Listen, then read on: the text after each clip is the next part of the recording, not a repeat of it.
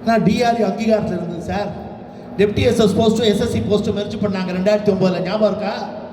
2009 டிஆர்யூ agenda வச்சு தான் sir அன்னைக்கு இருந்த ஃபில்லப் ஆகாமல் இருந்த அந்த டெப்டி எஸ்எஸ் வேகன்சி அத்தனையும் சேர்த்து அன்னைக்கு ஓய்வு பெறத்துக்காக காத்துக்கிட்டு இருந்த தொழிலாளி, சீனியர் டெக் வராம காத்துக்கிட்டு இருந்த தொழிலாளி அத்தனை பேருக்கும் சீனியர் டெக்காக ப்ரமோஷன் வாங்கி கொடுத்து அனுப்பிய அமைப்பு இந்த டிஆர்யூ. டிஆர்யூ பிஎன்எம்ல 2009 டெப்டி எஸ்எஸ் போஸ்டை டவுன்லோட் பண்ணி ஃபில்அப் பண்ண வச்சது டிஆர்யூ.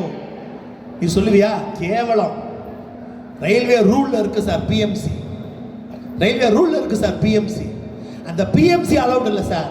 அதை கூட டிஆர்யூ தான் பிஎன்எம்மில் வைத்து தொழிலாளிக்கு 3 நாள் பிஎம்சி அலோட் பண்ணுங்கிறதுக்கான உத்தரவு வாங்குச்சு. தொழிலாளி அவங்க எஸ்ஆர் புக்கை பார்க்கறதுக்கு வருஷத்துக்கு ஒரு முறை அனுமதி கொடுக்க வேண்டும் என்ற உத்தரவை வாங்கியது டிஆர்யூ. அதுக்கு முன்னாடி சில்ட்ரன்ஸ் கேம்ப் மட்டும்தான்.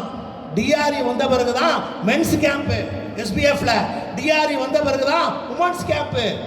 அத்தனையும் டிஆர்யூ வந்த பிறகு கண்ணாடி அவங்களுக்குள்ள பங்கு போட்டு பிரிச்சுமா 2 பேரும்.